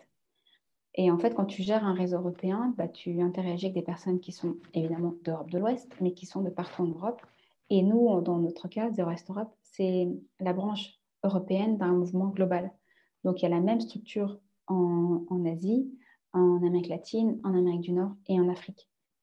Donc, il faut aussi des personnes qui ont premièrement la capacité de parler et de se faire comprendre avec des gens qui ne sont pas forcément natives, donc qui ont l'anglais comme leur deuxième ou troisième langue, comme c'est le cas pour moi, et puis qui ont ce qu'on appelle une espèce de sensibilité culturelle, euh, de cette multiculturalité. Et en fait, mon voyage a joué en faveur de ça, en disant que non seulement moi, dans mon identité personnelle, intime, j'ai cette diversité-là, mais en fait, je viens d'être pendant 2 ans à l'école, à l'école du terrain, où, où en fait, bah, tu dois t'adapter à des cultures extrêmement différentes et pas arriver avec tes gros sabots d'Européens qui sait tout, en fait, d'Européens de l'Ouest qui sait tout.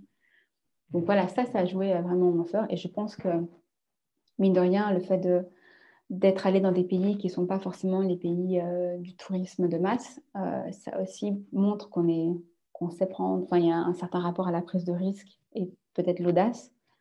Même si après coup, honnêtement, aller dans ces pays-là, vraiment, il n'y a rien de si fou, quoi. Je pense que ça a joué quand même en faveur oui, de mon recrutement, je dirais. Plus mes expériences entrepreneuriales d'avant et voilà. Puis c'était une création de poste, donc j'ai pu modeler aussi le poste en fonction de mon expérience. D'accord. Et du coup, ton rôle là-bas, ça consiste à maintenant, tu fais quoi en fait de ton Ouais. travail là-bas? Alors aujourd'hui, donc maintenant on est 3 directeurs. On était deux jusqu'à récemment. On a aujourd'hui une DAF en fait qu'on a recruté en début d'année. Et donc on est 2 directeurs. Il y a un directeur exécutif qui lui est en charge de l'orientation politique. Donc il va vraiment travailler avec l'équipe de lobbyistes sur les grands projets et aussi un peu quel est notre point de vue sur toutes ces questions qui nous arrivent. parce qu'en fait, très souvent, il faut nous-mêmes trancher, avoir une idée d'orientation avant d'aller en parler aux décideurs. Donc, lui est vraiment responsable de cette partie-là contenu. Et en fait, moi, je gère le développement de l'organisation et du réseau, et donc de l'équipe. Donc, on a ces deux rôles parallèles. Donc, lui va être plutôt plus sur le contenu, et moi plus sur le contenant, pour simplifier. Et aussi, l'un et l'autre, on représente la structure européenne au niveau du mouvement global. Parce que l'idée, c'est d'avoir des campagnes internationales qui aillent dans le même sens. Donc, typiquement, cette semaine, il s'avère que c'est la semaine européenne des couches réutilisables. En fait, il y a une problématique de déchets, mais il y a aussi une grosse problématique de santé. Par exemple, par rapport aux couches, il y a énormément de produits qui sont utilisés notamment pour imperméabiliser, mais il y a aussi des parfums qui sont utilisés. Et on sait aujourd'hui que depuis de nombreuses années qu'en fait, ces produits à usage unique ont aussi un effet sur la santé parce qu'il y a des perturbateurs endocriniens et aussi des effets qu'on ne connaît pas. Et en fait, ça, c'est un travail, c'est hyper chouette quand tu le fais au niveau européen, mais quand tu es en mesure de montrer que aujourd'hui, il y a un impact en Asie aussi, parce que les couches à usage unique sont en train de se développer à une vitesse hallucinante, comme en Afrique, alors que les marchés sont plus stables, par exemple en Amérique du Nord ou en Europe. Voilà, ça donne plus de force. Donc, en fait, on fait aussi ce travail-là de se coordonner avec nos collègues qui sont sur les autres continents. Donc, voilà, le cœur de métier même de cette ONG, parce qu'on est une ONG européenne, c'est en fait, comme je disais, c'est l'influence des politiques européennes en passant par le terrain. Et par exemple, on a un projet phare qui, depuis 10 ans, en fait, existait même avant l'existence juridique de la structure, parce que ces ONG-là, dans les différents pays, existent avant nous, en fait. La tête de réseau est arrivée plus tard. Donc, c'est finalement les membres qui ont créé la tête de réseau. Il y a un projet phare sur les villes zéro déchet, les villes et territoires zéro déchet. En fait, c'est des villes qui décident de mettre en place des systèmes, pas uniquement pour bien gérer les déchets, pour recycler ou pour faire du compost, par exemple, mais qui vont mettre en place tout un système pour réduire les déchets à la source. Par exemple, là, je continue sur l'histoire des couches, par exemple. Dans des pays, en Italie, il va y avoir des services de couches réutilisables, lavables pour les crèches ou dans les hôpitaux. Donc, pas forcément près des ménages, mais là où vraiment il y a de la production importante de déchets, en fait, la ville, la métropole va mettre en place des systèmes pour réduire les déchets à la source.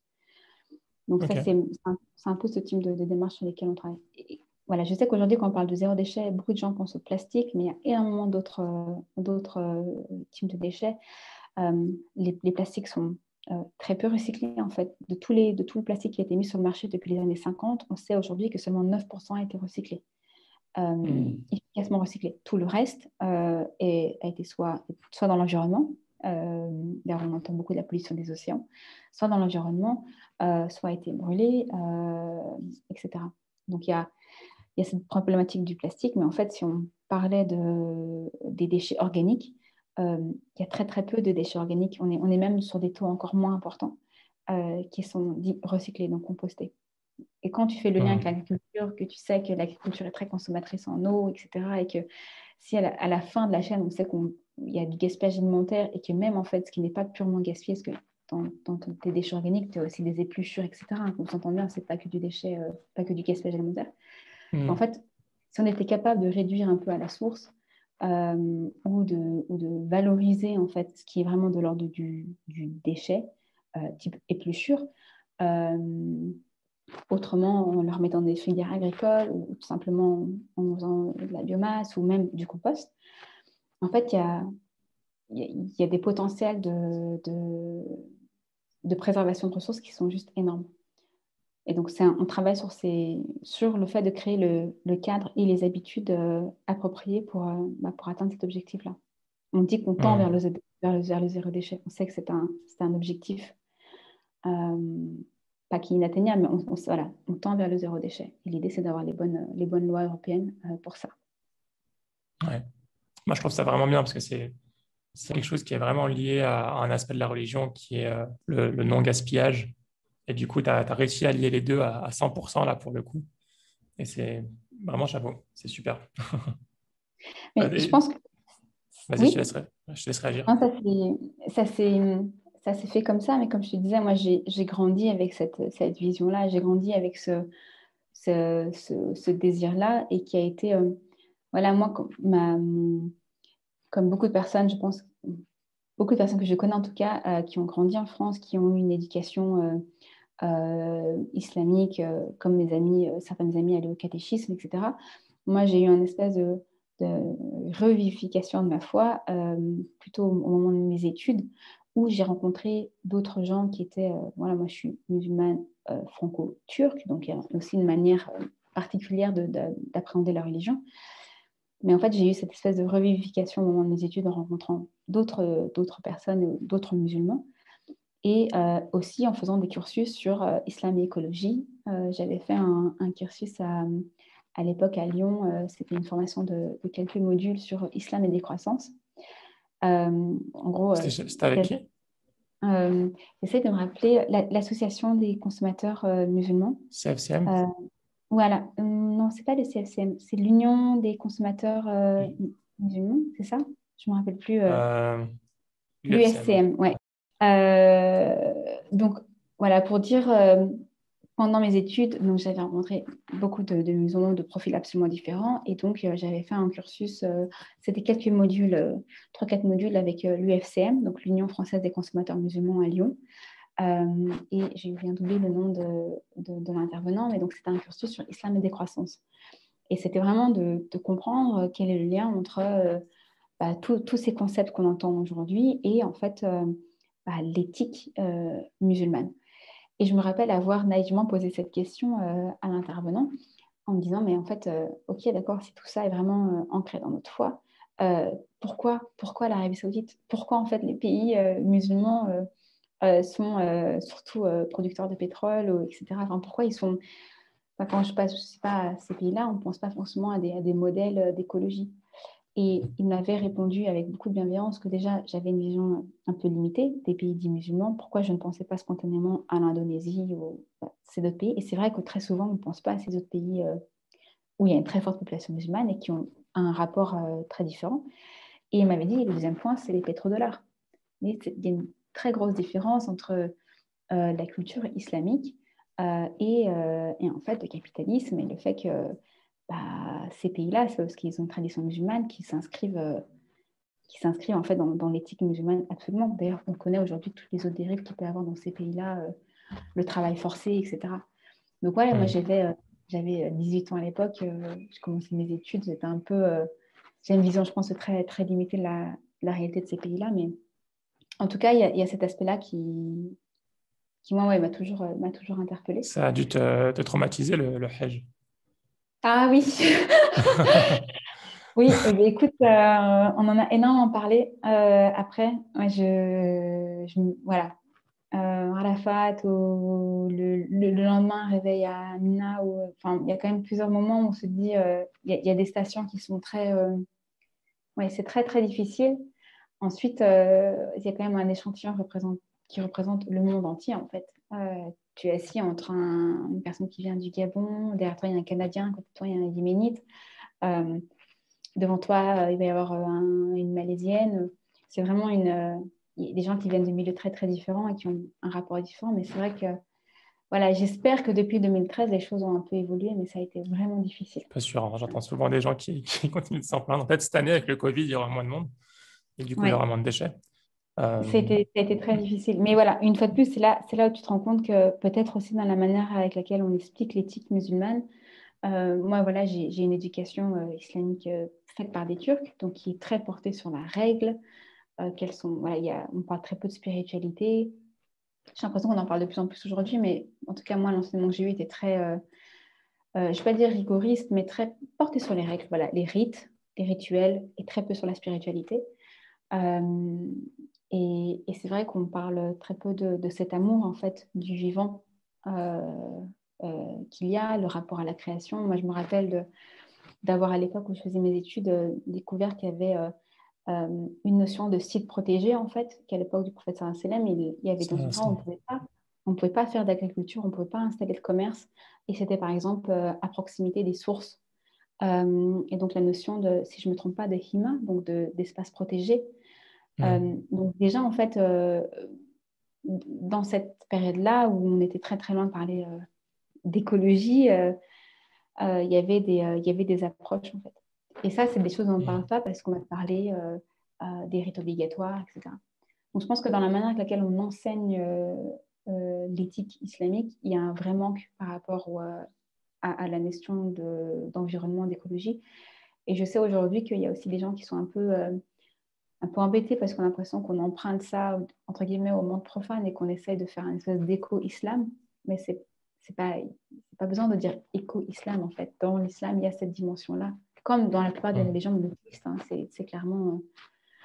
aucune des religions monothéistes, et je ne connais pas assez les autres religions, mais aucune des religions monothéistes dit gaspiller C'est bien gaspillé. voilà, et continuer à nuire à la création de Dieu. Non. Ouais. On lui donne le respect, c'est juste que ce n'est pas l'emphase, elle n'est pas mise sur ça. Et c'est bien dommage. C'est clair. Écoute, Esra, je ne sais pas si tu as quelque chose à rajouter, mais je t'ai posé toutes les grosses questions que je voulais te poser.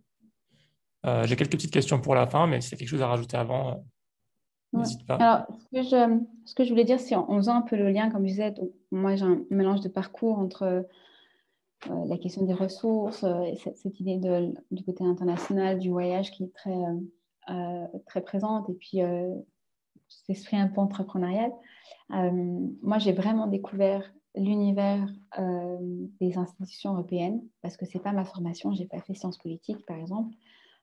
Et c'est vrai que j'ai découvert qu'il y avait en Europe, au cœur même de l'Europe, des endroits où il se passe des choses vraiment absolument essentielles et des processus fascinants. Donc, je ne sais pas, pour les gens qui vont écouter cet épisode, d'aller regarder s'il y a un projet de carrière ou il y a une réflexion sur l'orientation, d'aller regarder du côté des métiers auprès des institutions européennes ou dans cet univers-là. Parce que je pense qu'il y a une vraie opportunité pour très souvent des gens comme nous qui sont binationaux, etc., et qui ont déjà une ouverture à l'international et qui ont envie de rester en Europe. Moi, je ne connaissais pas du tout et je me dis peut-être qu'il y a 6, 10, 15 ans, j'avais compris comment fonctionnent les institutions et le type de métier qu'on peut avoir dans cet univers-là. Voilà, ça m'aurait plu de creuser un peu plus, sans regret pour ma part, parce que je suis très, très heureuse de mon parcours, mais voilà, allez jeter un coup d'œil dans cet univers-là. Et puis, s'il y a des personnes qui sont intéressées pour creuser un peu plus et qui se questionnent, avec plaisir pour échanger en direct. Trop bien. Est-ce que tu as une routine je sais que tu viens d'avoir un enfant, Allah Balek, mais jusque-là, ou même maintenant, est-ce que tu as une routine du matin, une routine du jour, des choses qui reviennent régulièrement? Une routine, je suis vraiment très mauvaise pour garder des routines. Et comme tu l'as dit, le défi, on a 2 enfants, alhamdoulilah, donc c'est... Ouais, on va dire que j'ai pas de routine comme ça qui m'est en tête. Il y a des choses que j'aime faire quotidiennement, mais que j'ai intégrées dans mon quotidien plus qu'une routine. Le vélo, par exemple. Mais je me déplace toujours à vélo et c'est quelque chose qui m'a beaucoup manqué sur la fin de ma grossesse. Ouais. Mais non, j'ai pas de routine particulière. J'ai toujours aimé écrire un petit peu, mais je le fais pas suffisamment régulièrement pour prétendre que c'est une routine. Vous avez une voiture? Non, non, non. D'accord. Et on a fait notre premier tour de vélo à 4 cette semaine, avec l'équipement qui va bien, mais oui, non, on n'a pas de voiture. Ouais. Au grand désespoir de mes parents, enfin de ma mère surtout, qui ne comprend pas pourquoi on ne se facilite pas la vie. Mais dans une grande ville, une voiture, c'est pas très utile. Donc on est à vélo. C'est pas nécessaire. Ok. Est-ce que tu as des livres à recommander ou des références dans n'importe quel sujet? Alors, comme ça, spontanément, moi, j'ai un livre qui me vient en tête, enfin, plutôt 2 livres. Ça va être lié au voyage, parce que c'est vrai que là, avec le Covid surtout, je dois dire que ça me manque pas mal. Oui, exactement. Et en fait, c'est des livres qui vont beaucoup parler de cette partie-là du monde qui, moi, me plaît. Donc, surtout si vous n'avez pas une vision sur ce que pouvait être l'Afghanistan ou le Pakistan dans les années 70, il y a L'usage du monde de Nicolas Bouvier, qui est un livre qui est magnifiquement écrit, voilà, qui est plutôt littérature voyage. Et ensuite, j'ai envie de dire n'importe quel livre presque d'Ella Maillard. En fait, on connaît beaucoup les voyageurs et les aventuriers hommes, type Nicolas Bouvier, c'est un peu un incontournable. Et puis, dans les aventurières, donc les femmes, on en connaît un peu moins. On va connaître des gens comme Alexandra David-Néel, pour ceux qui la connaissent, mais Ella Maillard, elle est suisse. Et je pense que Oasis interdite, ce serait peut-être un des livres que je conseillerais. Voilà, c'était l'époque du voyage par voie terrestre, pour le coup. Je pense qui a inspiré beaucoup de générations de voyageurs. Donc, c'est ces deux auteurs-là et ces deux livres-là que je conseillerais. Trop bien. C'est deux auteurs que je ne connaissais pas, auteurs et autrices. Ok, excellent. Et si les auditeurs souhaitent te suivre ou te contacter, tu as des channels. Oui, alors je poste peu sur les réseaux sociaux, surtout en ce moment avec deux petits. Et là, je suis en congé maternité, donc j'essaie vraiment d'en profiter pleinement. Autrement, LinkedIn avec plaisir. Et comme réseau social, Twitter, si je suis assez active sur Twitter. Excellent. Bah, écoute, Esra, c'était un plaisir de partager avec toi. C'était super intéressant, surtout que le voyage me manque moi aussi et ça m'a ça m'a donné les étoiles plein les yeux. Avec des destinations que je rêve de faire, comme la Mongolie notamment. Et là, ça me donne encore plus envie de les faire. Merci beaucoup. Et c'est vrai que moi, j'ai pas trop l'occasion d'en parler. Ça a été une grosse parenthèse 2015-2017, même si c'est très en lien avec tout ce que j'ai fait avant et ça fait que renforcer. Mais voilà, quand on y était 2 ans, ça paraissait extrêmement court. Ça paraît long et court à la fois. Mais voilà, aujourd'hui, ça fait 4 ans qu'on est en Belgique, à Bruxelles. Et le temps passe très, très vite. Donc, si vous avez ce type de projet-là et que vous en avez la possibilité, faut pas hésiter. Ne pas procrastiner. Absolument pas. Ne faites pas comme moi, ne vous lancez pas dans un énième projet. Les projets peuvent attendre. Vraiment, je pense c'est un peu ce que je dis par rapport au pèlerinage, au Hajj. Moi, c'est vrai que une fois de plus, j'étais dans une culture où on fait notre pèlerinage quand on est plus âgé. Et là, l'opportunité s'est présentée. Et puis, c'était un moment où, voilà, il fallait le faire. Et c'est vrai qu'aujourd'hui, quand je vois comment ça se passe par rapport à la pandémie, je me dis, mais heureusement qu'on est parti plus tôt, en fait. Plus tôt dans notre vie de couple. Donc, voilà, il y a des voyages comme ça qu'on ne retarde pas. Et cela en fait partie. Je suis tout à fait d'accord avec toi. Barakallah fik Esra. Je te souhaite une bonne fin de journée. Et, Merci. Et je te dis, pourquoi pas avec Camille en couple en Belgique, un de ces quatre, si on est en chemin ou si vous venez en Asie. À Singapour, n'hésitez pas à nous contacter. Oui, avec grand plaisir. C'est vrai que là, un peu juste entre toi et moi, hier, je suis allée regarder des sacs à dos de voyage. On est en train de regarder pour des vélos, partir en vélo en famille, en se disant, mais où est-ce qu'on pourrait aller? Ça commence un peu à nous titiller aussi, là, j'avoue. Ça commence à nous manquer. Avec les beaux jours qui arrivent en plus. Exactement, c'est tout à fait ça. Bon, porte-toi bien et barakallahu pour l'échange. Salam alaikum. Wa alaikum salam. Et j'espère vraiment que cet épisode t'a plu. Si c'est le cas, je t'invite à le partager à 3 personnes de ton entourage et à faire des invocations pour qu'Allah bénisse cette initiative. À bientôt pour un nouvel épisode, Inch'Allah. Salam alaikum.